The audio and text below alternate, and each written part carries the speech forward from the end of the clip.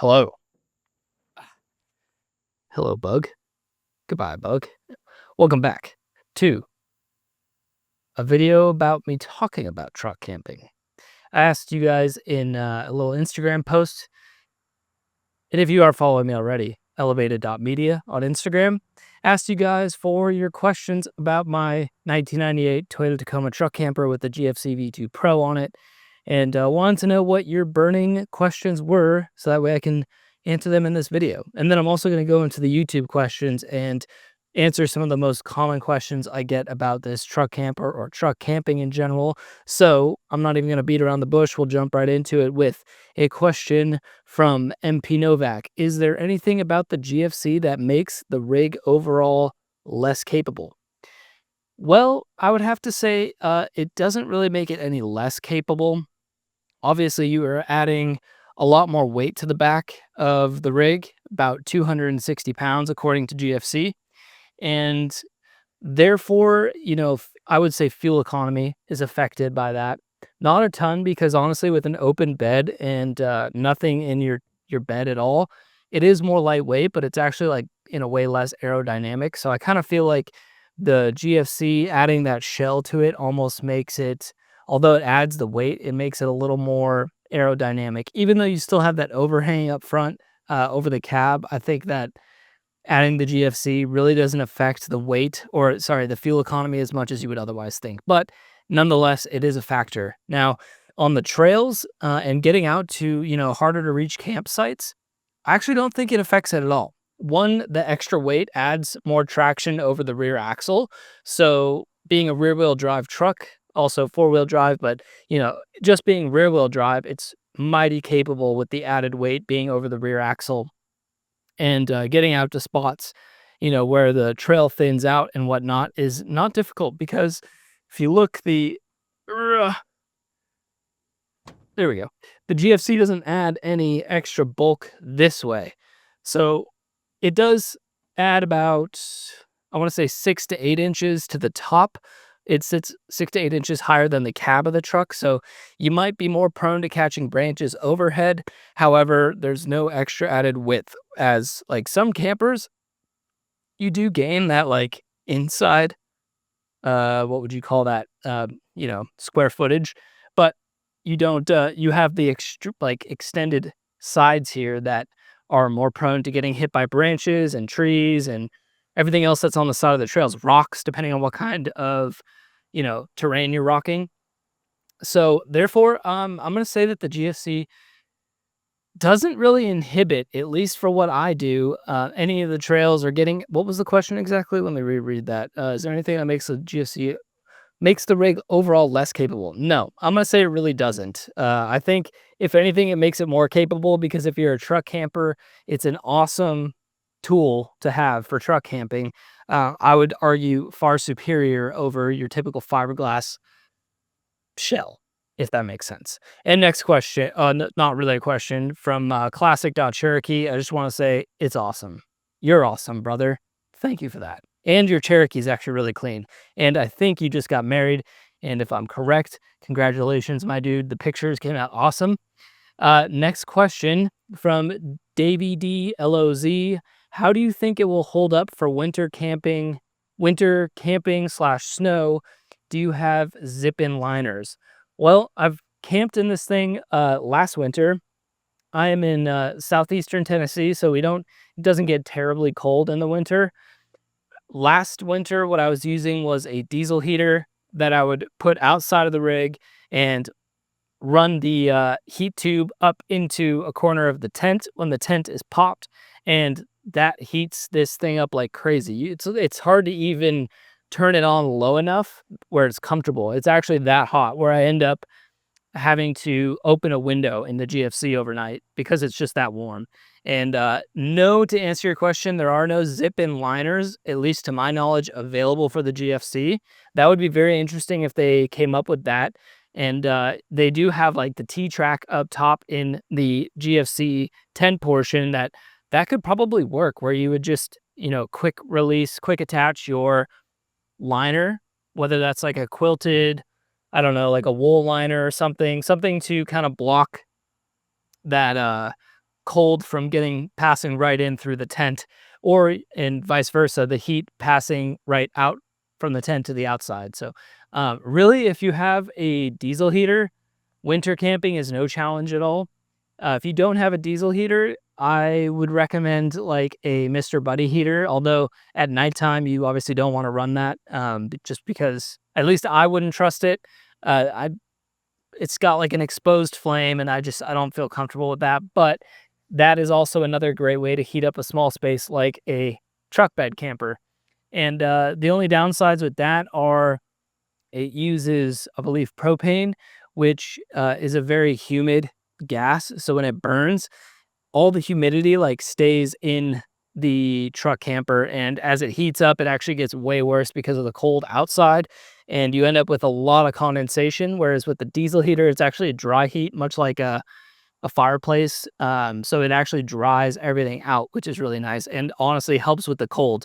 Nothing is worse than when it's really humid, condensationy, and cold inside the truck camper. That's why almost the buddy heater is a tough sell, because it'll warm you up while it's on, but as soon as it turns off, it's now made the air a lot more humid and wet, and all the walls of the camper will get covered in condensation, and it kind of makes it even more cold, in my opinion. So, really, a liner would be nice, but then you also have like these aluminum panels, which have absolutely zero insulation. So, if GFC did that, I feel like they would have to add something for the paneling as well on the lower portion of the camper and not just the tent. Next question, not a question. Cody underscore LMAO says, can't wait to see you tow the new white Prelude behind this thing. I don't think, yes, that would be very cool. Like two 90s rigs, one towing the other would be very neat. I don't have a trailer to tow with, and I removed my factory hitch off this thing. Not necessarily that I couldn't put it back on, but I just don't have a reason to tow the Prelude very often. Like, um, honestly, everywhere that I take that car, even if it's fully capable of going on road trips, it's in great condition. I don't really take it anywhere more than an hour or two away, in which case I just want to drive the Prelude because it's a driver's car. It's so fun to drive, and this thing already gets mediocre fuel economy, so towing the Prelude, almost like counterproductive. Unless I was gonna take it like really far away and I needed both vehicles for some reason, then I could put the trailer hitch back on and I guess find a trailer and all that, but just not a high priority. Although that would be a really cool picture, video, thumbnail, having the two white 90s retro. I don't know if I would call this retro, but the Prelude definitely retro. I think it'd be really cool. Next question from Akshiv Prasad underscore. What options did you end up going with when you ordered the GFC? Well, that's a good question. I went with obviously the GFC V2 Pro at the time when I ordered it. They had stopped taking orders for the regular V2, so all the orders were now going to be the V2 Pro, which automatically included the lighting kit, which is very useful. It comes with the new latches on the outside, and obviously the new tent style. They updated a few different design features on the tent upstairs, and for the most part, everything else is basically the same. Now, features that I ordered would be the not pass through, but the window up front and the window back here, because I wanted to still be able to use my rear view mirror out of my truck and be able to see all the way through behind me. I just find that to be a useful thing. I do have a backup camera on this truck, but it honestly kind of stinks. So being able to use my mirrors and see all the way back through here is pretty useful. Also, it's kind of nice when you're camping, stealth camping especially, to be able to look out of the glass, especially this one. Not so much that one, although it still is useful, because if people are like, I'm more so thinking about stealth camping. I've been in, parking lots where I'm trying to be stealthy overnight. You hear people getting close to your car, people talking, people just being sketchy. It's kind of nice to be able to look out without having to hop out of the truck and make everyone aware that you're in there, but still be kind of aware of your surroundings. And I do have some DIY homemade blackout curtains that I made for both windows. So what I can do is just kind of like pull those back, peek outside, see what's going on, and then it's just nice to have that option where I could still cover it up with a curtain, but then also it's still a window and I don't necessarily have to like pop an entire panel and, like I said, make everyone aware that I'm in the truck. So just almost like a safety feature. And one note on that is if you keep a lot of valuables in the back of your truck, maybe you don't want to get these windows because they can just be broken. And not that if, someone with a freaking like pry bar or sledgehammer could easily get into this thing. I'm not saying that. But I would say out of sight, out of mind. If you either have nice things that you keep in the back of your truck, very expensive stuff, maybe you don't want to get the glass option, or maybe you want to build, like I did, some curtains that you can throw up if you're parking in an area where you don't want people snooping around and looking into the back of your camper.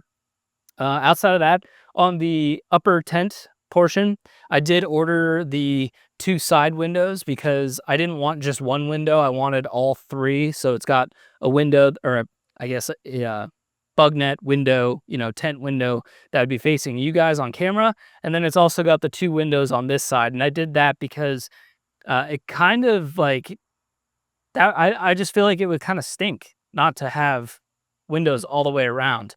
I think it's honestly kind of silly that GFC charges more to have that feature. I guess it's more work to, sew in those windows, sew in the zippers for them. But at the same time, like the amount of money you're paying for this camper, I kind of think that that should just be included and not necessarily a feature that you'd have to pay for extra. Trying to think of what else actually. Yeah, I honestly think that might be it. I can't remember if I don't think I did, but um yeah, I don't think I got charged more for the colorway that I went with on this GFC. Like I think no matter what, if you go with the black or any of their colors, I think it's all the same price. So I don't want to say there was any added cost there. So really it might just be the front and rear windows and then the windows on the sides of the tent that I added to my order. And those were just kind of things like I just bit the bullet because I really wanted them. And one thing that I really wish GFC offered is a sliding back window. So that way, like my truck obviously has a slider window from the cab. And like when I had my old fiberglass shell, it was so handy to be able to open up both sliders on the fiberglass shell and the truck, be able to reach into the cab for things, have basically a window that I could open up to allow some fresh air. So when I'm camping down below in here without the tent popped, you're really kind of like SOL when it comes to fresh air, unless you were to literally cut a hole in one of your side panels or something. I don't know how else you would do it. But it would be really convenient if GFC offered a slider for that window, because then you could put a fan. That's what I used to do, at least, was put a fan up, kinda hang it in front of that so I could open it up, and then the fan would pull in fresh air into this part of the camper, so that was really nice. Now, while I clear my throat here, I'm gonna hop onto YouTube and try and answer some of the more frequent questions that I get on this platform. Here's one from David Amoni 5888. Are you still using your Blue Eddy charger? If not, why? Thanks in advance. And I think you were talking about the DC to DC charger that I have up here. And at the moment, I'm actually not using it because I need a different cable to run to the power station that I have in here now. And it's just not been a high priority. Honestly, the DC to DC charger is not as useful now that I have 250 watts of solar up on top of the camper. I really find that that is a ton of power that can come into the power station and recharge it throughout the day. And really, I don't use enough electricity in this thing to pull that thing all the way down power wise. And so during the day, it just gets topped off all the time by the solar panel. And at least for what I use it for, the DC to DC charger would almost be better as just a backup, like in a weird situation if the solar stopped working or I guess that would be the only scenarios if the solar stopped working. At least I would have a backup way to charge that without having to take it out of the car and plug it into like a wall outlet. But even then, I could just still plug it into my cigarette port and charge it that way. Although I think the DC to DC charger actually it runs a heck of a lot more power and charges it a lot faster than your cigarette port. So there is that. So looking through the comments, this one from Mojo Working 1889. It would be nice for a slider window option at the cab. And yes, brother, that's exactly what I'm saying. I wish GFC would offer that. Maybe they will in the future. I've even thought about building like out of plexiglass. I don't know how the heck I would do it, but building some sort of plexiglass slider or some sort of a vent. Again, no idea how I would do it, but I guess you could maybe like make a plexiglass new window for it and then maybe drill some holes, like circular holes in that as a vent, and then have like another piece of plexiglass that could almost like swivel up out of the way to reveal the holes. That might be an easier DIY type of way to do it, but even still, would love to see GFC come up with that. This one from Colton Butler 704. Awesome video. What brand are your amber pods and where did you get them? The amber pods on the front of this truck are from Novsight. That's NOV Sight, SIGHT. And they're a off-road lighting company that actually reached out to me wanting to shoot me out some of their product to take a look at, test, review. And I've had them on now for close to a year and I absolutely love them. They are like a hexagonal type shape and they just add like a really cool form factor to the front of the truck, especially with the amber color. I love that with all the orange markers on the front of this truck. The orange Novsight lights, pod lights, just look very tasteful, but modern in the same way. Plus functionality-wise, they're super nice. I used them a bunch out in Colorado for extra vision. I'll use them at nighttime driving on back roads, looking out for deer, being able to see a lot farther down the road. And those lights are just super nice. And they are the 6-inch floodlights from flood style pod lights from Novsight. This one from Sanchez Abdi says, how do you get in and lock the back when you want to sleep, and how do you open it from the inside? So on the GFC, these little latches here that actually the latches hook onto and lock, what you do is you close your latch and you lock it. And then when you shut it, you actually pull this down. I think it's down. Let me see.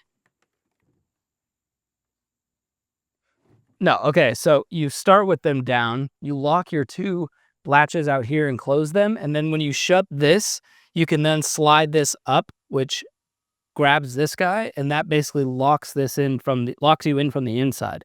So somebody can't come and open your panel, and you can still open it yourself by just pushing that back down on either side, and then that will unlock it and let you out. So in my old fiberglass shell, I used to do basically like channel locks to hold the little, lift glass handles shut.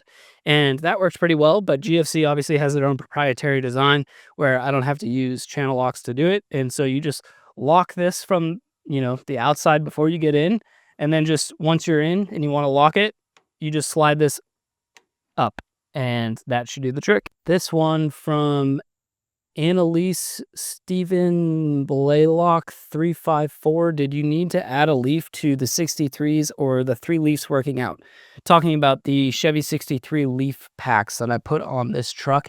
I am running currently 3 leaves, and I took out the overload leaf. The overload leaf was added too much height to this truck, and honestly, being what would they be, half-ton truck leaf packs going on a quarter-ton truck like this first-gen Tacoma, they're way overkill. Even with the weight of the camper and all the gear inside, just the 3 leaves hold up perfectly and still allow a ton of flex in the rear suspension. So that's they've worked out really nicely just with the 3 leaves.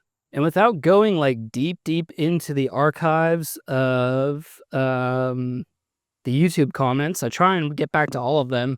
So I was kind of just sorting through the camper questions that I haven't answered yet and wanted to get to those. I'm going to go ahead and wrap it up there, but I want to have you guys down in the comments drop me some questions that I didn't answer in this video that you're curious about, whether that's the truck itself or the GFC camper or any of the gear that I have in the camper. Let me know what your questions are, and I'd be happy to film another one of these in the future and hopefully bring some insight to your questions. So with that being said, thank you so much for watching. I've got another camping video coming up this weekend. We are headed off into, I believe, North Carolina, into the Blue Ridge Mountains to do some camping in this old rig. So it should be a great time. Look forward to that. And with that being said, I love you all. Keep elevating, my friends, and I'll see you in the next one. Adios.